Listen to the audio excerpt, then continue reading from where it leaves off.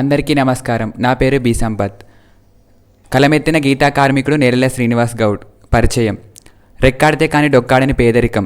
బడికెళ్ళి చదువుకునే స్తోమత లేదు. చిన్నతనంలోనే తాళ్ళెక్కడం నేర్చుకుని కులవృత్తి కొనసాగిస్తూ కుటుంబానికి ఆసరాగా నిలిచాడు. చదివింది 7వ తరగతి గోరంతా, కానీ సాధించింది మాత్రం కొండంతా. తన జీవిత అనుభవాలతో బతుకుతాళ్ళు అల్లుతున్నాడు.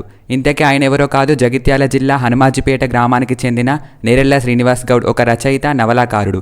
ఈయన 1970లో గౌండ్ల కుటుంబంలో జన్మించాడు. ఇంటికి పెద్ద బిడ్డ. తల్లి తండ్రి పనిచేసే ఆదాయంతో ఇల్లు గడిచేది కాదు. తినడానికి కూడా తిండి లేని పరిస్థితి వీరిది. ఆ రోజుల్లో మధ్యాహ్న భోజనం పెడుతున్నారని తెలిసి కేవలం భోజనం కోసమే పాఠశాలకు వెళ్ళి 7వ తరగతి వరకు పూర్తి చేశాడు. తర్వాత ఇలా ఉండడం సరికాదని, కుటుంబానికి సహాయం చేయాలని బొంబాయికి వెళ్ళి కళ్ళ దుకాణంలో పనిచేశాడు. అక్కడే పరిస్థితులు సరిపడక మళ్ళీ వచ్చి కులవృత్తిలోనే స్థిరపడ్డాడు. ఈ విధంగా అతడు అంబేద్కర్ ఓపెన్ యూనివర్సిటీలో 1995 సంవత్సరంలో BA పూర్తి చేశాడు. తర్వాత 2002లో కాకతీయ విశ్వవిద్యాలయం నుంచి MA తెలుగు పట్టా పొందాడు. 2021 నుంచి ప్రస్తుతం PG డిప్లొమాలో మానవ హక్కుల మీద అధ్యయనం చేస్తున్నాడు. ఈ విధంగా కడు పేదరిక కష్టాలను అనుభవించిన నేరెళ్ల శ్రీనివాస్ గౌడ్ కలం పట్టి రాస్తూనే ఉన్నాడు, కళ్ళు గీస్తూనే ఉన్నాడు. తన భార్య బీడీల పైసలతో తన ముద్రలను ముద్రిస్తూ సమాజానికి ఆదర్శంగా నిలుస్తున్నాడు.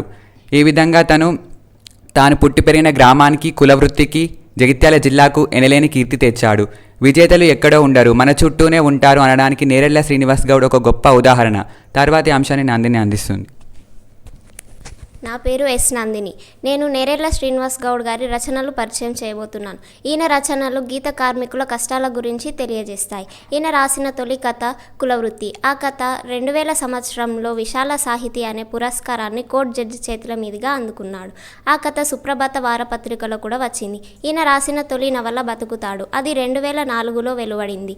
ఇలా 2006లో పేదోళ్ల బతుకులు అని, 2008లో మన బతుకులు అని, 2011లో సర్పంచ్ అని, 2015లో రచ్చబండ అని, 2017లో దుల్దుమ అనే నవలలు వెలువడ్డాయి. ఈ దుల్దుమ అనే నవలకు తెలుగు విశ్వవిద్యాలయం ఉత్తమ నవలగా ఎంపికైంది. నా తర్వాత అంశాన్ని మిత్ర కొనసాగిస్తుంది. నా పేరు మిత్ర. నేను ఈరోజు చెప్పబోయే నవల బతుకుతాడు అనే నవల. ఈయన రాసిన మొదటి నవల బతుకుతాడు అనే నవల. కాకతీయ యూనివర్సిటీలో MA తెలుగు చదువుతున్న విద్యార్థులకు 4వ సెమిస్టర్గా పాఠ్యాంశంగా చేర్చారు. ఇది ఈయనకు దక్కిన అపురూప గౌరవంగా మనం చెప్పవచ్చు. బతుకుతాడు అంటే మోకుతాడు. మోకు ఎంత బలంగా ఉంటే కార్మికుని ఆయుష్ అంత బలంగా ఉంటుంది. కళ్ళు ఎక్కువ పారితేనే కార్మికుని బతుకు సుఖంగా ఉంటుంది. ప్రధానంగా ఈ నవల 3 కుటుంబాల మధ్య నడుస్తుంది. ఆ 3 కుటుంబాలు రచయిత పెద్ద తండ్రి కుటుంబం, రచయిత కుటుంబం, రచయిత చిన్నతండ్రి కుటుంబం. నేటి కాలంలో పతనమవుతున్న కులవృత్తుల గురించి చెబుతున్న నవల ఇది. నా తర్వాతి అంశాన్ని శ్రవణ్ చెప్తాడు. అందరికీ నమస్కారం. నా పేరు శ్రావణ్ కుమార్. ఇప్పుడు నేను నేరెళ్ల శ్రీనివాస్ గౌడ్ గారు రచించిన కల్తీ బతుకులు అనే నవల గురించి వివరించబోతున్నాను. ఈ నవలలో అతి ముఖ్యంగా కల్తీ బతుకులను ప్రశ్నించడం కనిపిస్తుంది. అలాగే ఇందులోని ముఖ్య పాత్రలు రాజ్ కుమార్, ఆనంద్ గౌడ్ మరియు నాగయ్య. గౌడ్లు ఇంగ్లీష్ మందులలాగా పాతబడిన మందును కాకుండా ఏ రోజు తీసిన కళను ఆ రోజే అమ్మడం గౌడ్ల నిజాయితీకి నిదర్శనం. కానీ గ్రామాల్లోని ప్రజలు ఇంగ్లీష్ మందులకు అలవాటు పడి ఆరోగ్యకరమైన కళ్ళను మానివేశారు. ఇందులోని ఒక అంశాన్ని మనం గమనించినట్లయితే, ఒకరోజు నాగయ్య ఆనంద్ గౌడ్తో నిన్న మొన్నటి పాత కళ్ళను నేటి కళ్ళుతో కలిపి అమ్మినా కూడా ప్రజలు ఆనందంగా తాగుతారని చెబుతాడు. కానీ అది ఆరోగ్యానికి హానికరమని ఆనంద్ గౌడ్ హెచ్చరిస్తాడు. అలాగే ఇంకొక అంశాన్ని మనం గమనించినట్లయితే, ఒకరోజు భూస్వామి అయిన రాజ్ కుమార్ ఏ తప్పు లేని ఆనంద్ గౌడ్తో గొడవపడి అతన్ని కొట్టి చెట్టు కట్టేస్తాడు. విషయం తెలుసుకున్న కుటుంబ సభ్యులు గౌడ్లు పెద్ద మనుషులతో మాట్లాడి అతన్ని విడిపిస్తారు. కానీ అది నచ్చని రాజ్ కుమార్ మళ్ళీ వారిపై తిరిగి ఫిర్యాదు చేస్తాడు. ఈ విధంగా గౌడ్లు కల్తీ అమ్మకందారుల వల్ల ఎదుర్కొన్న సమస్యలు మరియు జమీందారుల ఆగడాలను కళ్ళ కట్టినట్లు చూపించాడు నేరెళ్ల శ్రీనివాస్ గౌడ్. తర్వాతి నవల గురించి కే మానస వివరిస్తుంది. నా పేరు కే మానస. నేను దుల్దుమ అనే నవల గురించి చెప్పబోతున్నాను. దుల్దుమ అంటే ఒక చెట్టు. దాని ఆకులు కానీ కాయలు కానీ తగిలితే విపరీతమైన దురద వస్తుంది. దీనిని ఉద్యమాలలో వారిని వారు కాపాడుకునేందుకు ఒక ఆయుధంగా వాడేవారు. సమాజంలో కొత్త కొత్త సమస్యలు వస్తున్నంత కాలం దుల్దుమ మనిషికి ఎంతో అవసరమని ఈ నవల తెలియజేస్తుంది. ఈ నవలలో ముఖ్యంగా గౌండ్ల పెద్ద అయిన నర్సయ్యగౌడ్ కుటుంబం మిగిలిన గ్రామస్తుల గురించి కూడా చెప్పారు. ఊరి పెద్దతో ఆబ్కారీ శాఖతో చితికిపోతున్న కుటుంబాలకు నర్సయ్యగౌడ్ కుటుంబం ఆదర్శంగా నిలుస్తారు. 3వ తరం వచ్చేసరికి కులవృత్తిని వదిలి పట్టణవాసానికి వెళ్లడంతో ఈ కథ ముగుస్తుంది. ఇంకా దీంట్లో వారి పండుగల గురించి, దేవతల పూజల గురించి కూడా చెప్పారు. కాటమయ్య గౌండ్ల దేవుడు. ప్రతి సంవత్సరం ముంజకాయలు కోసే ముందు ఈయనను పూజిస్తారు. రేణుకా ఎల్లమ్మ వీరి ఆరాధ్య దైవం. 3 ఏళ్లకు ఒకసారి ఎల్లమ్మ పట్నాలు వేస్తారు.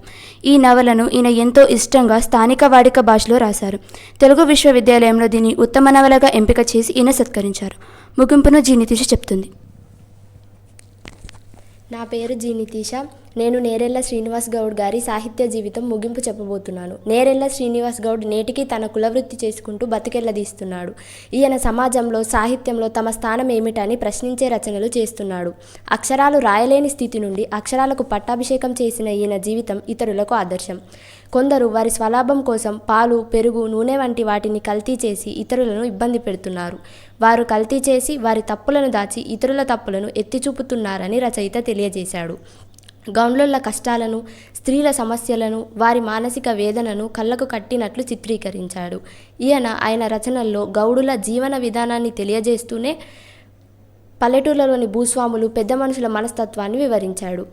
తన జాతి వెతలను ప్రపంచానికి తెలియజేయడానికి కలం పట్టిన నేరెళ్ల శ్రీనివాస్ గౌడ్ స్వయంగా గీత వృత్తికారుడు. రోజు తాటి, ఈత చెట్లు ఎక్కి, కళ్ళు గీసుకొని, అమ్ముకొని తన కుటుంబాన్ని పోషిస్తున్న శ్రమజీవి. తన భార్య సత్తవ్వ బీడీలు చేస్తూ వచ్చిన పైసలతో ముద్రణకు డబ్బులు సర్దుతుంటే సమాజం పట్ల వారికి గల బాధ్యత అర్థమవుతుంది. సమాజానికి వీరొక గొప్ప ఆదర్శం. ఇంతటితో ఈ అంశాన్ని ముగిస్తున్నాను. మాకు అవకాశం ఇచ్చిన పెద్దలందరికీ ధన్యవాదాలు.